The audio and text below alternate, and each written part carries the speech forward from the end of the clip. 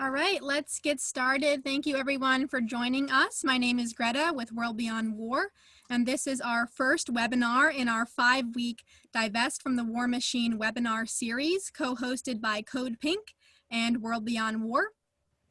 I'm the organizing director with World Beyond War, and today I'm joined by my colleague Mark Elliott Stein, who will be assisting us with a Q&A at the end of the webinar. Welcome, Mark. Thanks. Welcome, everybody. Today's webinar kicks off our divestment webinar series by introducing the why, what, and how of divestment. Why do we want to divest from war? What is the war machine, and how do we actually divest? Our guests today are Code Pink's Divest from the War Machine campaign organizers, Carly Town and Cody Urban. Welcome, Carly and Cody. Thank you, Greta. Thanks, Greta. Really glad to be here. And World Beyond War's co-founder and executive director, David Swanson. Welcome, David. Thanks, Greta. Today, we'll talk about the strategies and tactics needed to run a divestment campaign. And David will share his success story of divesting the city of Charlottesville from both weapons and fossil fuels, and his continuing work as the public representative on the city's Retirement Commission. This webinar is being recorded. We are also live on YouTube, and we will be sharing the recording afterwards. All of the participants are muted right now, and you will have a chance to unmute at the end for Q&A and discussion. You can also use the chat throughout the webinar to post questions and comments. And if you're watching us live on YouTube, you can also post comments there as well, which we'll be monitoring throughout this. So let's get started. Divestment is organizing to remove public and private assets from weapons manufacturers, military contractors, and war profiteers. But before we go into how we actually divest, I want to talk a little bit about the why. Why do we want to divest from the war machine? So I'm going to share my screen and share a quick presentation. Okay. Do you see 7 reasons to divest? Yep. Okay, perfect. So World Beyond War created a series of fact sheets which talk about the 7 reasons why we need to end war and why we need to divest. You can access these by going to WorldBeyondWar.org/flyers, which is the link up on your screen right now. And these are designed as online PDFs, which can be printed for use when tabling or handed to elected officials when you're doing lobby meetings. I also use these fact sheets when I'm doing interviews with the media because they really distill a lot of information into a couple of powerful short statements that can be used when talking to the media. And so, as I said, these fact sheets go through the top 7 reasons of why we need to divest. And thanks to the help of numerous volunteers, we have meticulously footnoted all of these fact sheets so you have all of the references if you want to get more information on any of these topics. So the first one that's up on your screen right now is number 1, war is immoral. And this fact sheet talks about the death tolls from modern warfare. It talks about the humanitarian impact of sanctions as a tool of warfare. And it talks about the refugee crisis caused by war. So number 1, we need to divest because war is immoral. Number 2, war endangers us. This fact sheet talks about how violence provokes more violence, how war is counterproductive for our safety. It includes quotes from former top military officials who talk about how war is perpetuating more war. And it talks about how the arms race threatens us and puts all of us at risk at the brink of nuclear apocalypse. Number 3, we need to divest because war threatens the environment. This fact sheet talks about how war contributes to the climate crisis. It talks about the carbon footprint of war, the impact of war on our waterways and how war is a major water contaminant. It also talks about the impact of landmines. Number 4, we need to divest because war erodes our civil liberties. This fact sheet talks about the militarization of the police. It also talks about how war erodes the rule of law and how, for example, since World War II, US presidents have acquired more and more power to operate in secrecy outside of the oversight of the US Congress. Number 5, we need to divest because war impoverishes us. This fact sheet talks about the financial costs of war. It has a list of the costs of modern warfare. It also talks about the financial costs of the preparation for war beforehand and afterwards, the financial costs of the damage caused by war. Number 6, we need to divest because war promotes bigotry. This fact sheet talks about how war has fueled and been fueled by racism, how war and killing the other often involves dehumanizing the other person, and how war is also fueled by patriotism and nationalism, and often by religious hatred that is used as a factor to promote warfare. And lastly, we need to divest from war because we need $2 trillion a year, which is the global military budget, for other things. And this fact sheet goes through a list of trade-offs and how we could use military spending, the war budget, we could divert that to so many other vital human and environmental needs. And it talks about the various trade-offs that we could make. It also talks about how military spending and the war economy is actually not good for job creation, and how we can create more jobs in other peacetime industries than we can in the war industry. So that is a very quick overview of our top 7 reasons to end war and to divest. But I encourage you to go to our website, WorldBeyondWar.org, and to click on the why, and then you can see more information about all of these top 7 reasons. So now that we've talked about the why, I want to transition to the how. And so I'm going to introduce Carly and Cody to share a presentation about what is actually divestment, how can we do it, and what are the types of divestment. Great. Thank you so much, Greta, for that really great introduction. I'm going to ask Cody now to share his screen so we can start our presentation. Just want to make sure it's in view full screen mode, Cody. Yeah, perfect. Awesome. Okay, great. So thanks for that, Greta, again. My name is Carly Town. I'm a national organizer on the Code Pink Divest from the War Machine campaign. I'm going to start by giving just a short background on the Divest from the War Machine campaign, some of our underlying principles that guide our work, and then Cody and I will review what divestment means and how you can get involved locally. Slide, please, Cody.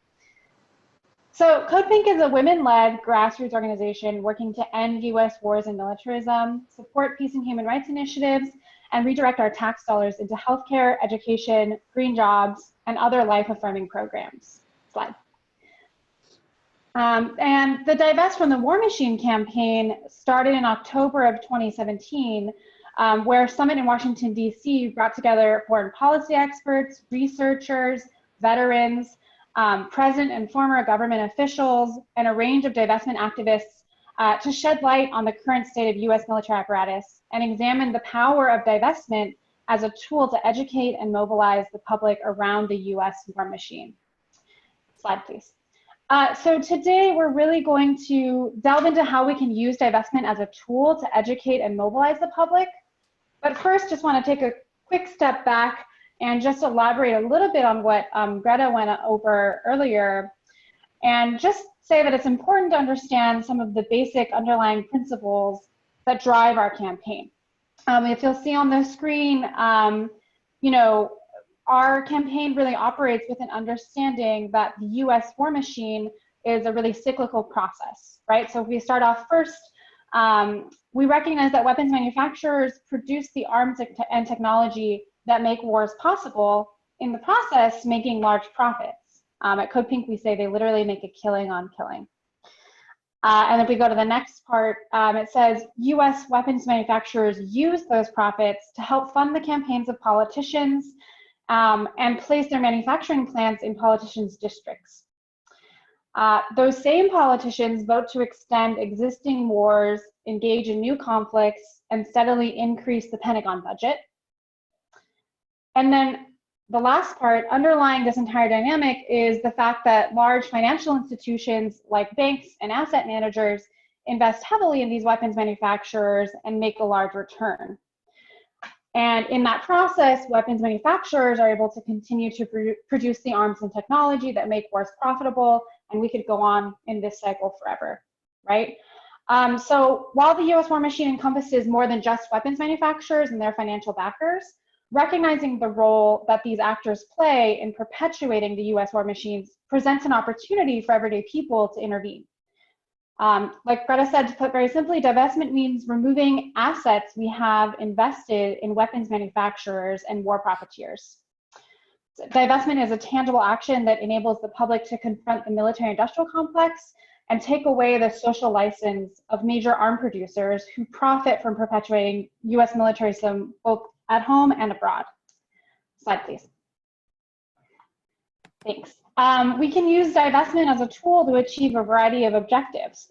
So, you know, some of our campaign objectives include sparking a vital debate, public debate, questioning the role of weapons manufacturers and military contractors in perpetuating conflict around the world, exposing how our financial and educational institutions are supporting those companies, inspiring the public and investors to pressure these institutions to divest, bringing together a coalition of the global anti-war and peace movements, holding the arms industry accountable in political and financial spheres for its culpability in the death and displacement of millions of innocent people, and of course, condemning our government's prioritization of military spending and demanding that diplomacy and aid, not just militarism, be our country's response to global conflicts. So, slide please. We work to achieve these objectives at various levels. We work to achieve them at the national level by educating people and holding weapons manufacturers and their institutional investors accountable. So those can include asset managers, banks, university endowments.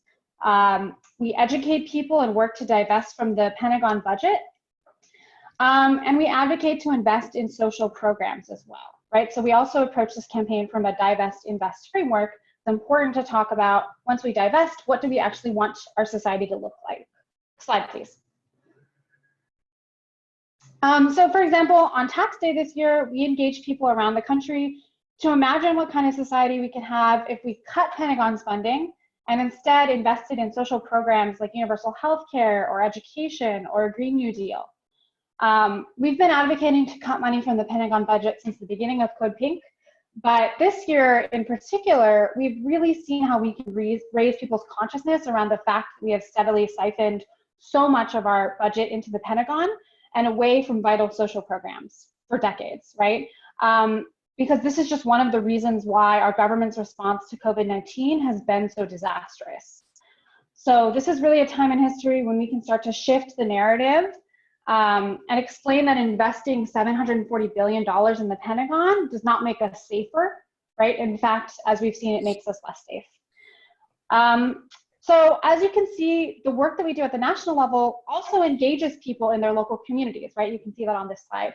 So it's important to talk about divesting from the Pentagon budget because this is an issue that affects everyone's lives. It's powerful for people to be able to imagine how their lives and communities could be improved if we divested from the Pentagon and invested in social programs.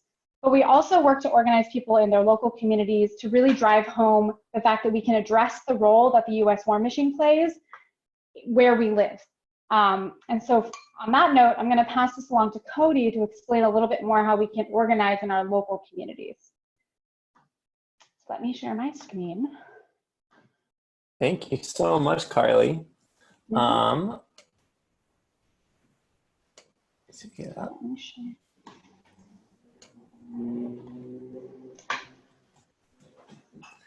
Awesome. So yeah, like Carly was saying, us at the Divest from the War Machine campaign really do look at how we are organizing at the local level and how that is relating to the national campaign. The campaign is national in scope, but it's made up of so many different activists, so many different organizers throughout the country and actually, honestly, around the world doing divestment work. And so we really want to take a strong look at how this work in the local sphere impacts the whole national campaign. Next slide. So some of the ways that happens is that local politicians, we know, play a role directly in divestment work because they can divest state and city funds from weapons manufacturers. And as they do that, they add your city and your state's voices to the growing movement to cut federal military spending.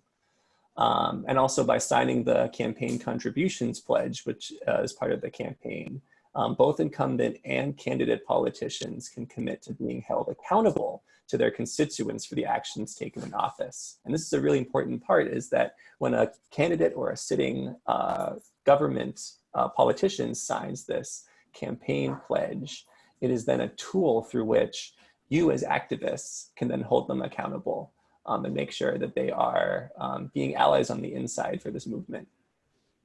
Universities are also complicit in weapons funding through their endowment funds. So cutting the funding from war manufacturers on a campus can sometimes even have a domino effect for the city government as well. It can energize community members in the surrounding community to spread the victory off of the campus as well. And of course, on the personal level, we divest pension funds, religious institutions, of course, but we can also personally divest our own individual funds as well from these. So there's, from the personal level all the way to the community, the campus, all of this plays a major part in sort of the domino effect, like I said before, of contributing nationally to a campaign like this. Next slide. All right, so now let's take a look at the bigger picture. Divestment work, I think, can be one of the most concrete victories that can be made against funding of the war machine. But sometimes it can feel like just a small victory. And sometimes even that small victory on itself seems pretty daunting. A divestment resolution that's passed at the city or campus level is always a victory to point to. And I really want to drive that home. That is always a victory when we get one of those resolutions passed. But it can sometimes seem minuscule next to the sheer power held by the war machine in government, in finance, in culture. So let's look at the broader scope of divestment campaigns at local level and how it fits into the wider picture of anti-militarism organizing. So starting at the beginning of this, arrow path, once a resolution is passed, and we're going to talk much more about the ins and outs of how that's done at future webinars in this series. The objective of a divestment team changes from what I call resolution makers to accountability keepers. It's never enough to assume that institutions will abide by the rules of the resolution on their own. And in fact, they don't often do it. But that means that there's that each divestment coalition on the ground plays an active and vigilant effort that has to be exerted on behalf of the divestment team, with new tactics being put into place, but to achieve the same strategy, which is, of course, stopping funding for the war machine. So then simultaneously to accountability keeping is the effort of using this local victory to what I call move it up the food chain, so to say. So move that city resolution into a state resolution. Move that single university resolution into one taken up by the entire network that university is a part of. Did you have dedicated allies in the local government who helped convince their colleagues? Well, those are now your allies who can be recruited to find new allies at the state and even the federal level. So in this way, it's that domino effect again, that really there's always something new to jump on, and there's always a way to expand the victory and share in that. And then, of course, while all of this is happening, divestment campaigns can and they should be seen as a tool for continuous political education. So this is an opportunity to use the process of a campaign to educate people on the deeper issues of militarism and the military-industrial complex. I really believe that there's no greater teacher than directly organizing and practical work. So each new activist that joins your campaign, they should have a direct task, something to do, to work on physically, so that they can experience what it feels like to work for political change. But of course, there always has to be an intentional educational aspect of each campaign to help newer activists make sense of these experiences and start to become more conscious of the bigger forces that play into the US war machine. And finally, no campaign is one in a vacuum. The war machine impacts every aspect of society with a global reach of destruction, very much to what Greta was opening us up with, all the ways that it affects so many aspects of our lives around the world. Mass incarceration, police violence, white supremacy, heteropatriarchal ideologies, mass poverty, and the climate crisis, all of these are byproducts of the same systemic forces that prop up the US war machine. So any divestment campaign that's targeting weapons companies is made much stronger when it's in coalition with different organizations that are taking up these issues as well. We'll be dedicating later webinars in the series to coalition building about what that'll look like. But for now, I'll just say that by widening the narrative, but narrowing the target, that's the way that we can really push a shared victory, because a shared victory is always a bigger victory. I think we have a lot to learn from each other in our movement building work. So it's crucial that we take every opportunity available to be in partnership when organizing a divestment campaign. And so this whole sort of structure is how we can view divestment in the bigger picture, from the individual to the local to the national and even international level. Next slide. So the rest of these slides are kind of pictures that I'll finish with to show a bit about how the local campaigns have been doing their work. So here are different, many congressional candidates have signed the divestment pledge. We have Heidi Sloan from Texas, Nabila Islam from Georgia, Doyle Canning from Oregon, that have all, as part of their campaigns, pledged to not take money from weapons manufacturers, like was mentioned at the local area. And of course, this is not just candidates. Here, Councilwoman Carmen Castillo from Providence is a sitting member who has also taken that pledge. So this is something that both sitting and candidate members can sign. Next slide. And then, of course, I think that the heart and energy at the core of any kind of divestment work and any kind of mass movement really is where youth and students are taking it up.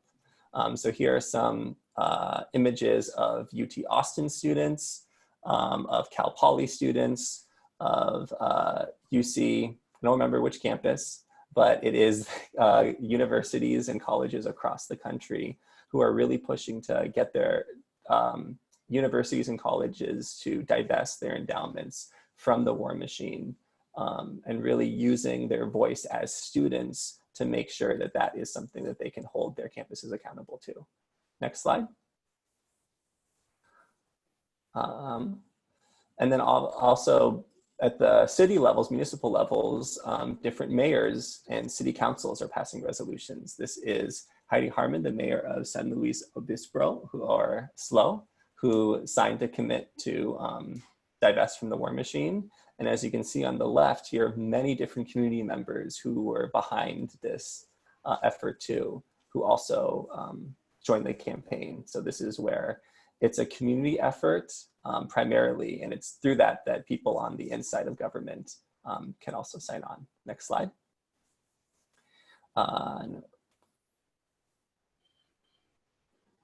Finally, I will finish by pointing at our BlackRock campaign. BlackRock is I believe it's the world's largest asset holder ever in the world. And many of its stocks that it holds are in weapons manufacturers. It actually holds stocks in pretty much, if you can think of any company that is doing the worst that it could do for humanity and the planet, BlackRock has investments in it, because let's be honest, that is how asset companies get rich, by making a killing off killing. So we have a major campaign to get BlackRock to pull all of its investments from weapons companies. And also a part of the campaign is pushing the companies and others who hold assets in BlackRock to pull from that. That includes universities that give their asset control to BlackRock. And many of us now have been studying closely the stimulus package that came from the government in response to COVID. Well, who was hired to be the main financial advisor for how the stimulus package would get sorted out? It was BlackRock. So this Divest from the War Machine campaign, especially now in COVID, I mean, all the time, but it really goes from the local all the way to the top of the war machine, to the White House. That's just a little, these slides are a bit of an example of how this all plays out in the bigger picture. And I think I'll pass it from there to David, who's going to tell us, give us a bit more of some more concrete examples of what this divestment work looks like. Thank you very much, Carly and Cody. Yes, so now we're going to hear from David Swanson, co-founder of World Beyond War, to share his story of the successful campaign to divest the city of Charlottesville, Virginia from both weapons and fossil fuels. So David, I have some questions for you. First, can you tell us how you went about the process of initiating this campaign in Charlottesville and forming a citywide coalition? Yeah, well, we thought we would do weapons and fossil fuels together to be a broader coalition, and we thought we would divest from not just weapons of war, but also weapons sold for use on U.S. streets. As Charlottesville, as some of you may have heard, had a fascist rally with people shooting guns in the streets here.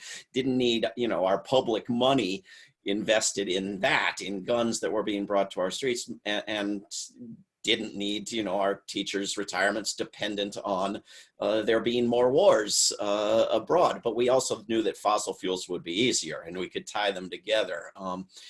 People can actually see the steps we went through, and the petition and the wording and the video of what we said to the city council and all of that at WorldBeyondWar.org/divestCville. Divest CVILLE. But we didn't think we would make it all about the Pentagon and the US war machine. We thought that one of the advantages of going after weapons as opposed to wars or the military is precisely that US weapons are sold to dozens of brutal dictatorships and oppressive governments around the world for everybody's wars, and that most wars have US made weapons on both sides. And so we came up with those sorts of arguments, and we did a little bit of research. We, found out that our city had divested before, had divested from Sudan and South Africa and so forth.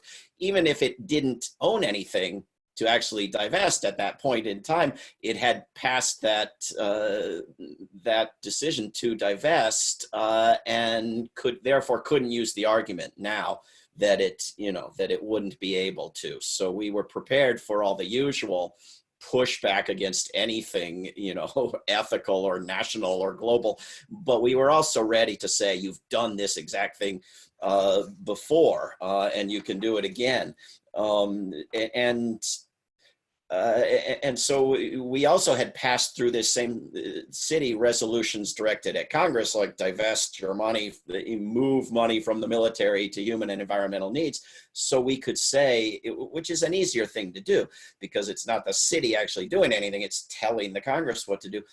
But we could then say to the city, this is your expressed public position. You've been telling Congress what to do, and yet you've got your own money invested, so we figured out these kind of arguments, and we looked for candidates running for office in our city who would take the position, because it's easier to get a candidate than an incumbent to do anything, right? But if the candidates are all saying they'll do it, then the incumbents know that they've got to do it.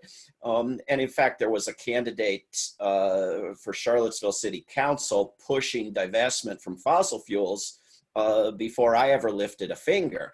And so we got him and several other candidates on board with fossil fuels and weapons divestment. And we did the research to find out that in fact there were weapons investments and fossil fuel investments to be divested. So we got prominent people, we got groups and organizations, and by having two issues, we could get more groups and organizations and join them together. And in this case, the campaign target was the city council, is that correct? That was part of the target. You have to find out both what your local government is doing and what your local government has any power over. Many localities in Virginia, have investments controlled by the state government, which famously denies local governments the power to do almost anything. But Charlottesville had the power to divest its operating budget and its retirement fund from whatever it wanted to divest from. But it's technically the city treasurer who has that power here. And so the city treasurer is unlikely to go against the city council, but the reverse was probably also true. So we had to win over both the city treasurer, who's an elected official, usually it's not even a contested election, and the city council. So we used all the online tools. We set up a petition and a website and made videos. We planned events. We bought ads. We wrote op-eds, we did media interviews, we did little press conferences in front of City Hall for the local TV stations. We drafted the wording we wanted, and we went to a city council meeting and packed it and got as many people signed up as we could to speak at the beginning of the meeting. Had, who's going to speak on what topic, the whole coalition making an impressive showing. The last person tells everybody in the room to stand up. If they agree, they all stand up. We get it on the agenda for the next meeting, and then they rewrite it and it's not as good, but we come back and do the same thing the next meeting and get it passed. It took us 2 or 3 meetings, but that's the basic routine that we went through, and the videos are at WorldBeyondWar.org/divest And so then you were able to successfully divest the operating budget, but then what was the remaining step, and what is that follow-up that you're working on now, David? Yeah, so the operating budget, very quickly, the city treasurer followed through and did what, essentially we had gotten him to draft for the city council, and he did what they recommended to him, and took money out of any fossil fuel company or weapons company. But then the retirement fund was going to be a trickier issue because it's overseen by this retirement commission, and it has to be responsible to the retirees, including it has to maximize money for the retirees, and so that was going to take a while, and they were in the process of hiring a financial consultant, and so we had to make a compromise and say, we'll take half a victory. Headline's going to be the same anyway. The educational process is going to continue and be energized anyway. We'll take half a victory with the operating budget. So you have to have a little faith that they're not just lying to you and coming up with excuses, that they really are willing to divest this one budget and can't do the other one as easily.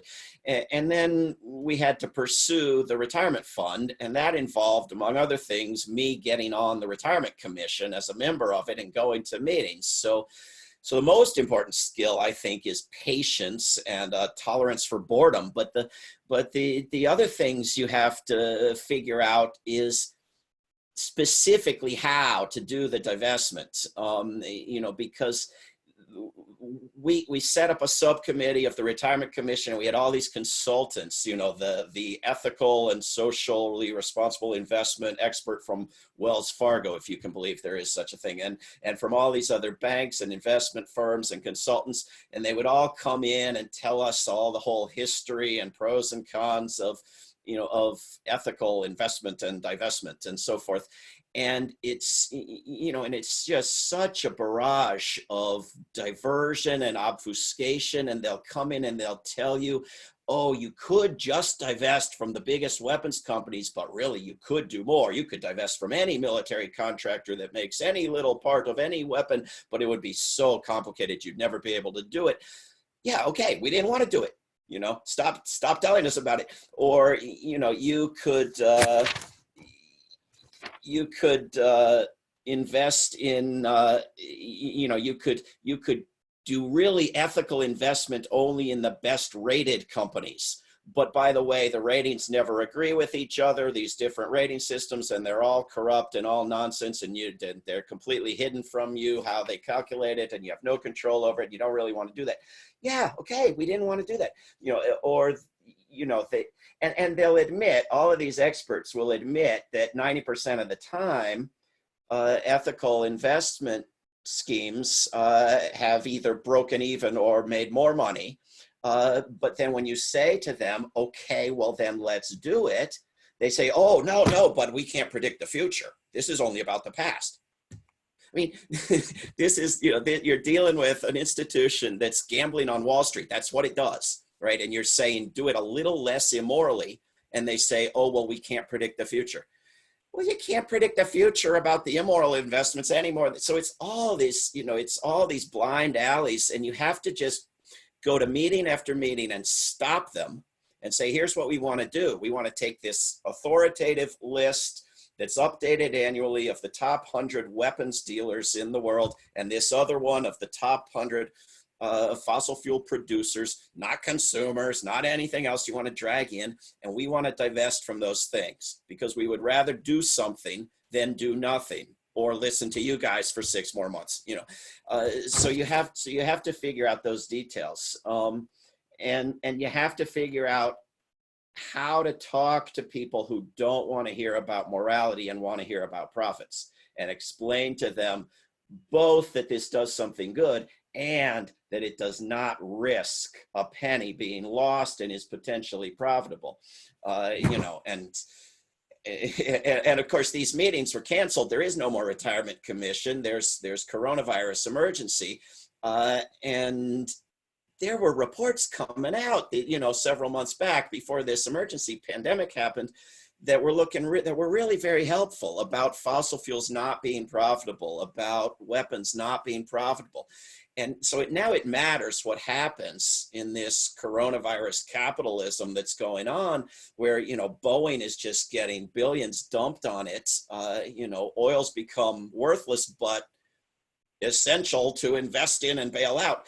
So it really, really matters what Congress does, so that when these meetings resume and I go back and try to tell them, weapons and fossil fuels are not the most profitable, they can't say, oh yeah, they just got $1 trillion from the US government. That, we have to take every possible angle we can to make these things unprofitable, or we can't get these institutions to divest from them. Thank you so much, David, for sharing your success story. Now, can you launch the poll? And then after the poll, we'll go into Q&A. So there should be a poll on your screens, and you can let us know how you want to get involved with divestment in your community.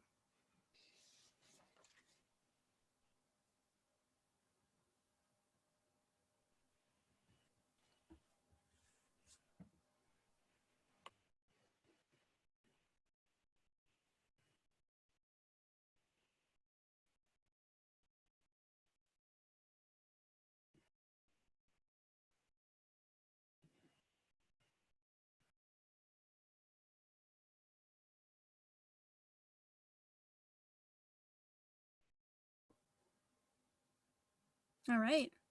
Thanks for voting. It's a tight race between all of the options. I see some votes are still coming in. I think the people voting can't see the results, so we have to end the poll and then display the results or something.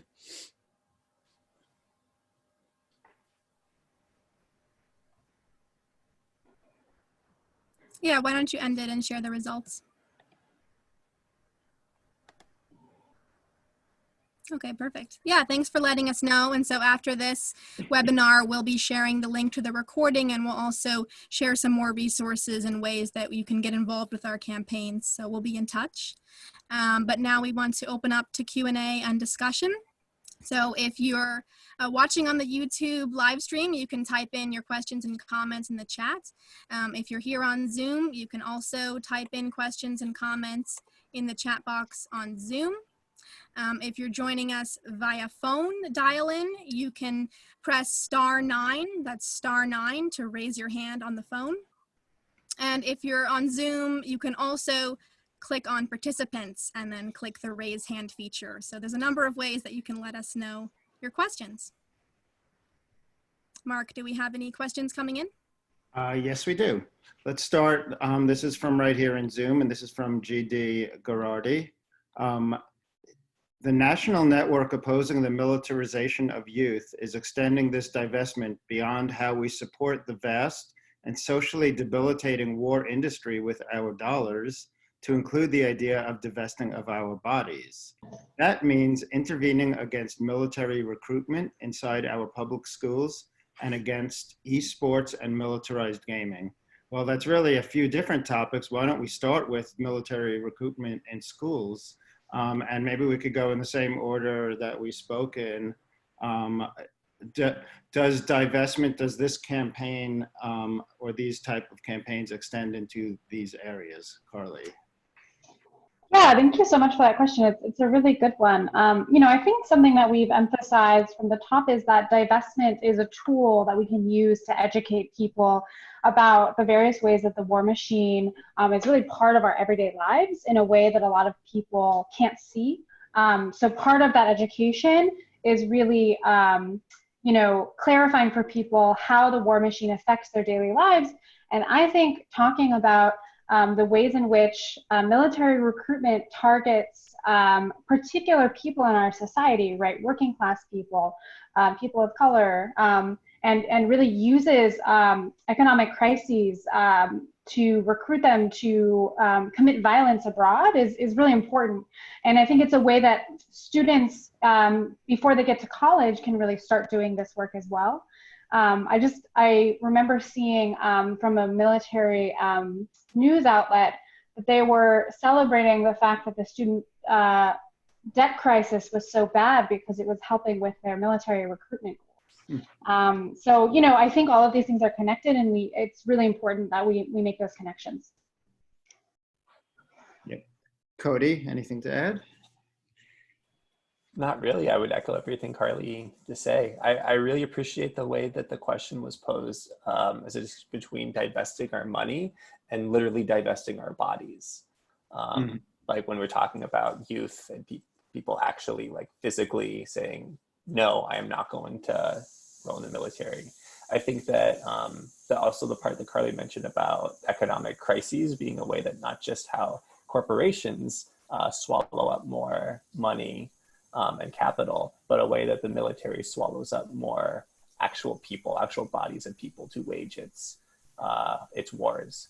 So I think that I agree this is definitely a major combination, and goes back to that coalition building that I was talking about in my part of the slideshow, which I think that any kind of work that is looking to get rid of the sort of the root causes of the profits and the root causes of the machinery of war is work that should be done in tandem with each other.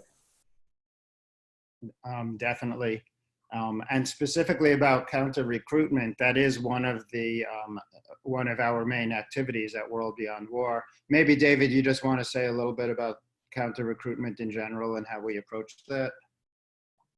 Well, I don't know if it's one of our main activities, though. I guess we have a lot of them. We do have a good website at donotenlist.com that you might want to share with anyone who is considering enlisting. But I think, this counter recruitment angle and calling it divestment has a lot in common with what these divestment campaigns, like the one I was talking about, do, because part of this is about defunding the money. Part of it is about educating people as to what's going on. And a lot of it is about creating shame, creating a culture in which it's not praiseworthy or a neutral act, but a shameful act to be investing in instruments of mass murder. And so, when we're asking for major weapons companies to be divested from, nobody has a clue, apart from, people like us, nobody has a clue what the major weapons companies are. And if you say the word Boeing, you get all these screams, oh, but Boeing makes airplanes. I've heard of them. Do you want to divest from a company that also makes airplanes? And so you have to get to a point where it's not acceptable to make airplanes that fly passengers and on the side make airplanes that bomb families.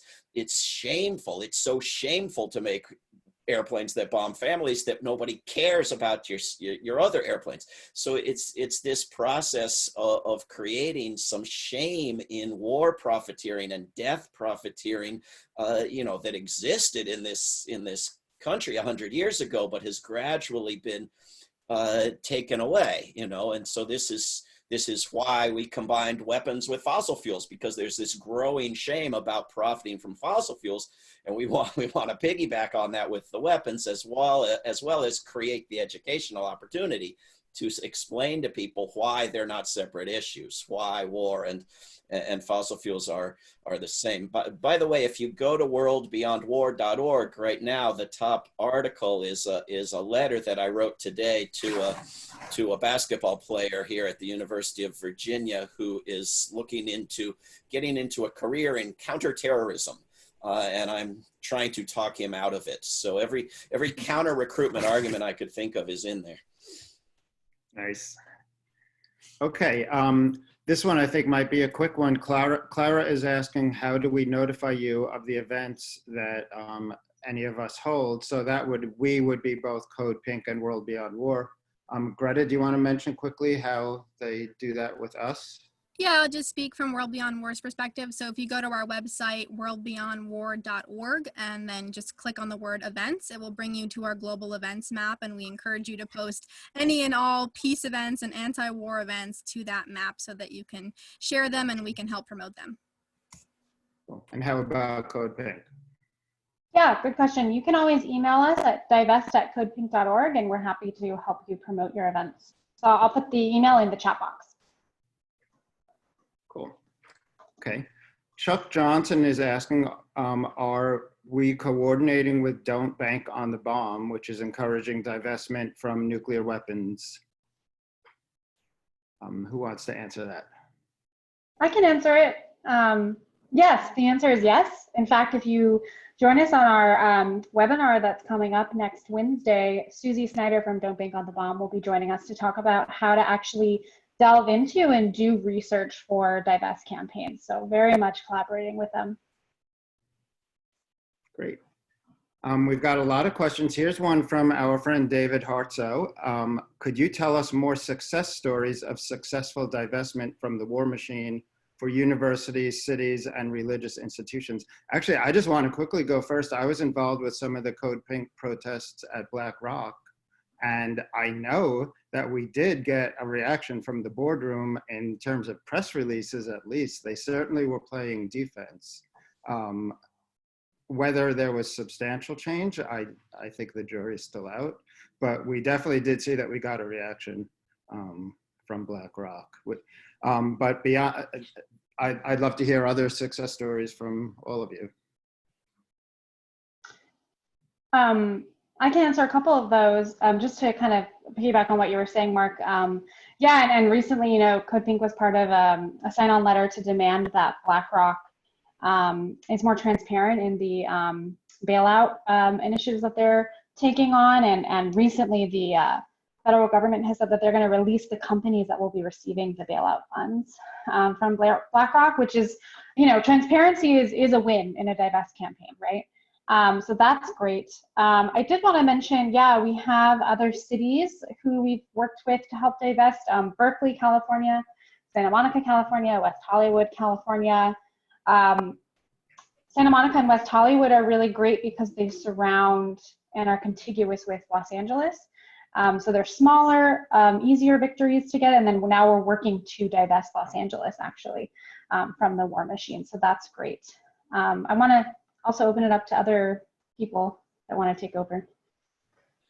Well, I would just add that if you look at localities that are just divesting from nuclear weapons, then you get a much longer list of victories, or just divesting from Israeli weapons and companies you get, or fossil fuels, of course, you get a much longer list of victories, whole countries like Ireland, and so if you take all of those examples and say, look, here's this trend, our locality would not be the first. We're playing catch up here. This has been done.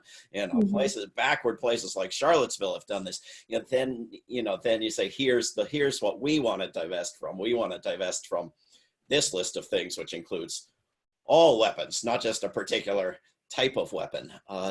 You know, you have this is gonna, the point of doing this is to get lots of places to do it, to have an impact. But the more places we get to do it, the easier it ought to be to get more of them, because we can point to all the ones that already have. And I would just point folks to look at the chat. We're getting a lot of folks putting in other victories that they're talking about.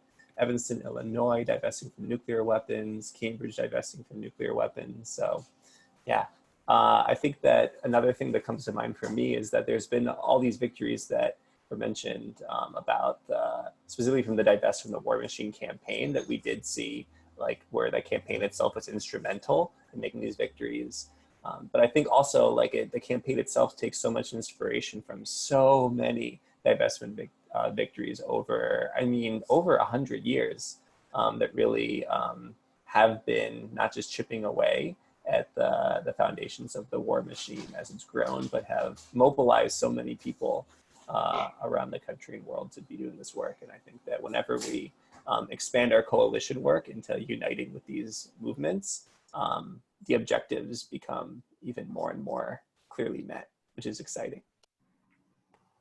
Yeah, I also wanted to add, I put the website for the coalition in the chat box, which is divestfromwarmachine.org. And if you go to divestfromwarmachine.org/victories, then you can read a list of even more victories that we haven't mentioned here. Great. So we have more questions. I also just want to mention that somebody pointed out that divestment generates discussion of divestment, and I have really experienced that, and that's a success story too, that by showing up at a divestment action or by doing any activity related to it, you are informing people you know about it, and you know, I think that's always a success. So it's definitely an activity that breeds success, I think. And now I'd like to go to YouTube. This is a question from Chance Shrewsbury. What do you think the best way is to network groups in an umbrella effort? Great question, something we ask a lot. Who wants to start with that?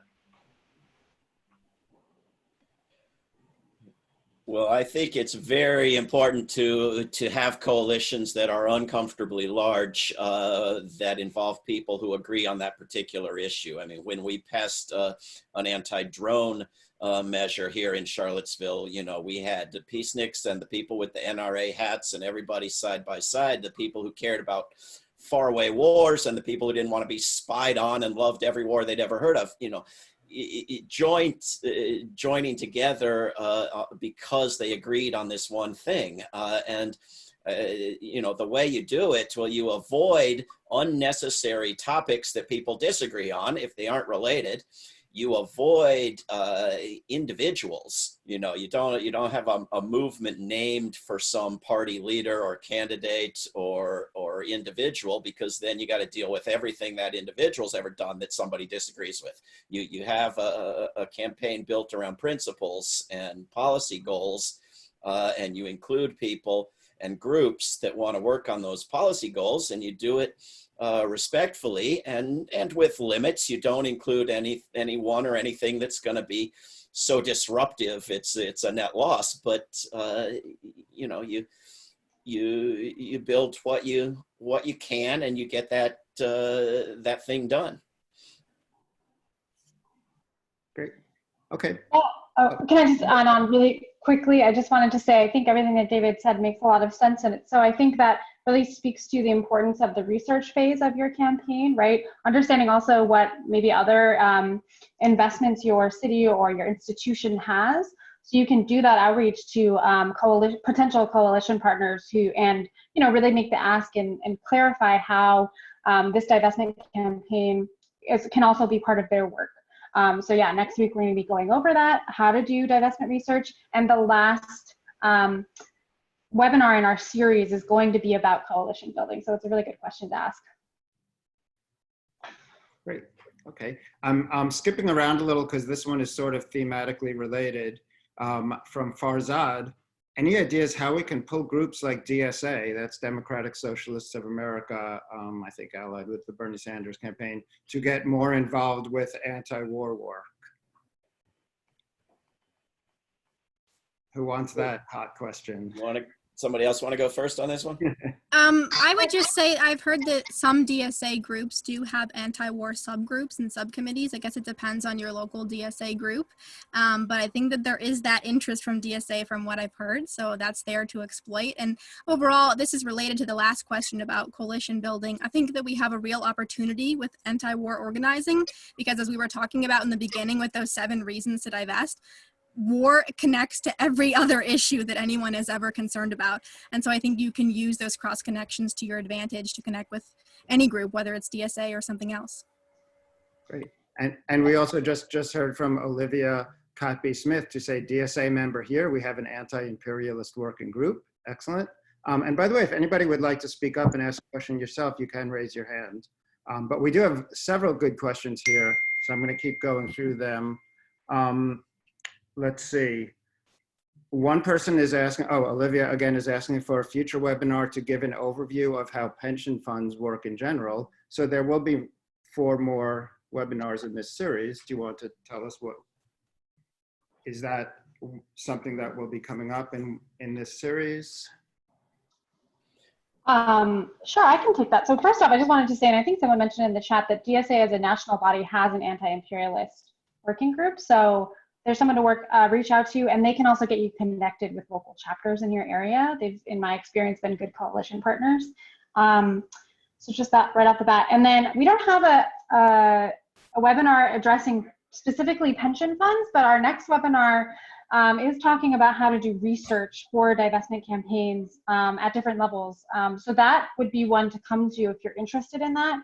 The following webinar is about how to organize during the time of COVID-19. So how can we speak back to some of the divestment myths that a lot of people in particular now will be talking about, right? Like, oh, it's not financially prudent to divest, et cetera. We also have a webinar about coalition building, and I'm missing one. We'll have one on university divestment. University divestment. Great. Maybe if I could just add, Mark, I think Greta is right that war connects to every issue, but it's not just a particular war so much as the institution of war and the investment in war that connects to every other issue. And if you go to WorldBeyondWar.org and look at the menu at the top that says why end war, why abolish the institution of war, and you go down to environment and economics and racism and so forth, there are the connections to be made. And so how do we get other groups involved that aren't focused on war? I think it's 2 parts. I think one is we show them we've got numbers, we've got strength, we've got power, we've got something to offer in coalition. And number 2, it's making the arguments that they may or may not have heard. And if you look at worldbeyondwar.org/Bernie, you'll see a petition that we did 4 years ago to push Bernie Sanders to have a much better position on war and foreign policy and budget. And it worked. He did. He didn't become perfect, but he had a much better foreign policy the second time around than the first time because of and I went with Code Pink people. As a matter of fact, we went together to a meeting with his staff to discuss that petition. But you know, those are the kind of arguments that we made to him. I think they would apply to people like DSA as well. So look at that /Bernie page. Yeah, and I think the last thing I'll say on this question of how do we bring more people in to do the work with us, I think is posed more as the question of how do we link with folks on the ground already doing this work too? Because one thing I see, at least in my organizing, is there's so many organizations, there's so many communities who are doing anti-militarism work, who are doing divestment work, who are doing anti-police brutality work, and are just simply made invisible by the mainstream, oftentimes actually invisible by like even mainstream organizing. So I think a way, and obviously I hope that this will come more in our coalition building webinar when we finish off this series. But I think that, you know, finding the connections that, like David is saying, finding ways to really bring those links and show people why war is what it is also seeing how can we really work with people on the ground and really learn to speak the language that they are speaking with their communities about war, about militarism, about poverty, about the climate crisis. So like, for example, I know that like the BDS movement that Palestinian communities have been pushing for so many years is a massive movement that the different divest coalitions could and should unite with, especially that it's a movement that's so under attack. Different Puerto Rican student organizations who are pushing back against their campuses, who are holding assets that hold Puerto Rican debt. Well, that Puerto Rican debt that that financial institutions hold is also being used to fund war. So I think it really comes down to us as divestment activists seeing and learning to and listening, seeing, learning, and listening from other movements who have been doing this work for a long time, some of times in obscurity from the mass, from the mainstream picture. Thanks, Cody. So I notice we are out of time, but I think we can stay on for maybe 5 more minutes because we do have a lot of questions. So I did see a hand raised. Now I see it gone. So Mark, why don't you continue with the chat questions? Okay, great. Well, a couple of the questions were related specifically to colleges, and I think maybe we can put those off. Hopefully the people asking those questions will show up for the webinar about colleges, but they related to community colleges. How do you know which academics to speak to? So hopefully we can bring those up. 2 people, Cheryl Stevenson and another person, is asking about basically the percentage of cities, states that are currently spending or investing in military. How big is this? How significant is this? And also, I'm missing the person's name, but John Conway, can that be compared and contrasted with the amount spent on healthcare and medical? So can anybody speak to that?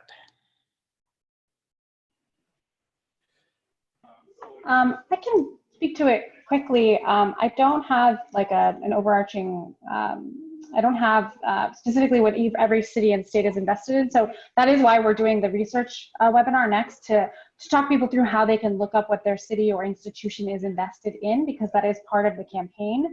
But the second question, I would just say that Code Pink and our coalition partners have been doing that work to compare how much we're spending on the Pentagon to, say, healthcare expenditures, because in this moment, of course, it's particularly salient. So I can make sure people get that information after the webinar.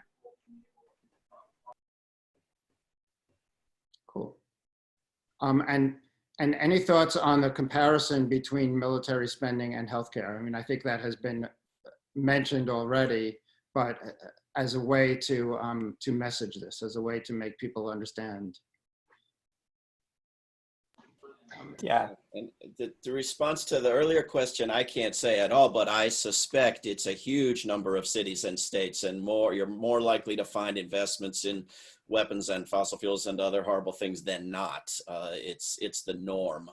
And I think this is a wonderful moment for pointing out to people what actual defensive operations would be, as opposed to, defense as a false term for mass killing and aggressiveness. The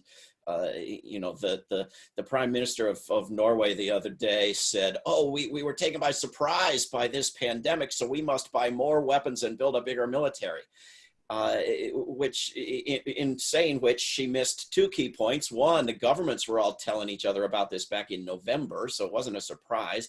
And 2, we would have been far, far better prepared if all the money weren't dumped into the military that's dumped into it already. I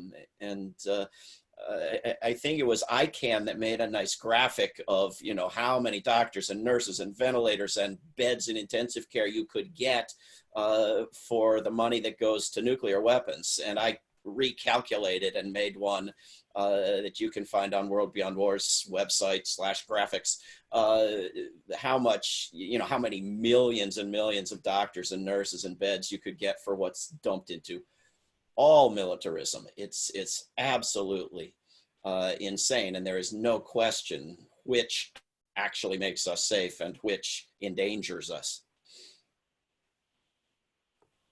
Thanks, David. Yeah, I put the link to that graphic in the chat, and I see Kelsey also added another graphic. So there's definitely a lot of resources out there right now making the connections to what could we do if we actually diverted military spending to other needs.